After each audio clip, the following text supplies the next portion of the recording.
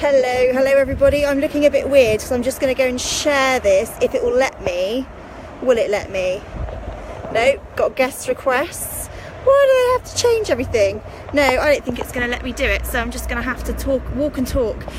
So I wanted to come on my page and tell you about the exciting morning I've had. So I've just been to see, don't know whether you can see it, Daniel Priestley, and he signed the book, and incredibly enough I bought my new book. It's launching tomorrow, by the way. I bought my book, and he asked me to sign it because it's the very first proper copy, and I asked him to keep it, and he was like, I feel honoured. I was like, wow, this is amazing. So I've got a signed copy of his book and he's got a signed copy of mine. Awkwardly though, I felt like he put a lot more effort into his signage. I feel like I need to maybe write something a bit better. Should have put a bit more work into it. But anyway, I'm in London and I've just been to the 8 Members Club, which is like a set of labyrinths. It's mazes and stairs and opening bookcases and all sorts of things. But it was really interesting. One of the key takeaways from the strategy event, excuse me, hair's going in the face, was that something that struck me, and I'm going to talk about all the different nuggets that I found over the next few days. But yeah, it was one of the biggest ones. Was one of the keys of, like, obviously not just one key to success, one of his little nuggets was accountability and consequence.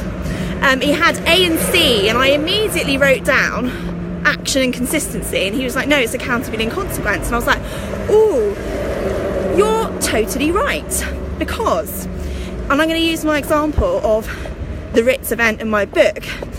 The only reason my book is done is because I booked the Ritz. I set a date. I said, this is when I need my book written and launched by. This is when it all needs to happen. So I booked it.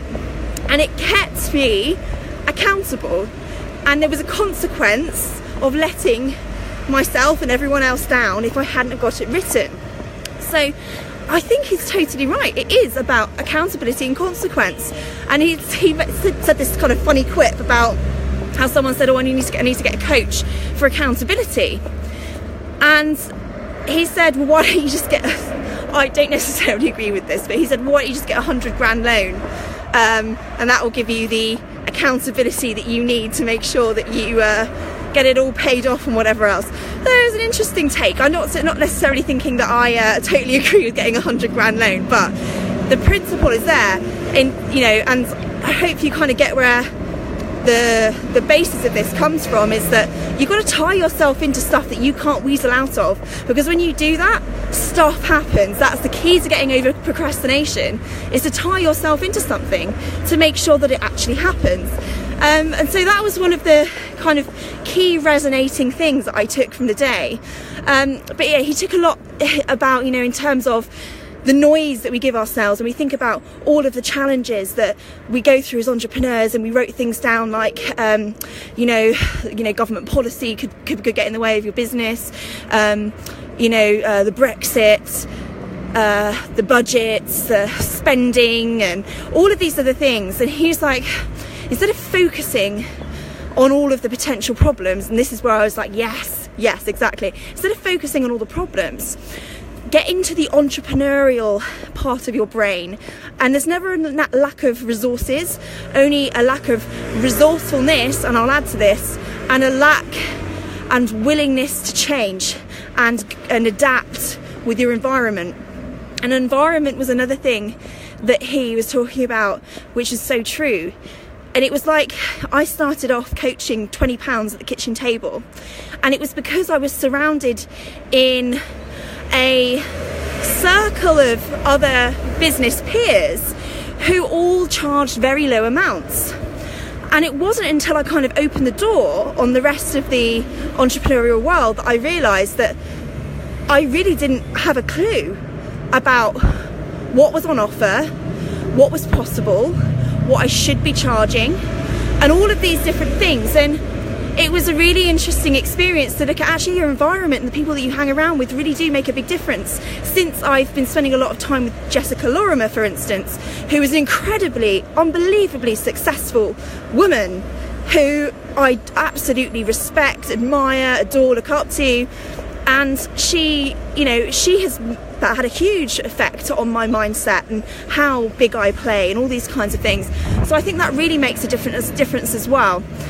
So yeah, it is interesting looking at the flow of entrepreneurship and where I am right now in that flow, what I need to be focusing on in order to get to that next level where I want to expand my business, where I actually do want to start taking on an actual team, not even just through VAs, actually taking on people who are aligned with my business and looking at scaling and all those kinds of things. Don't think I'm quite, if I'm honest, don't think I'm quite there yet.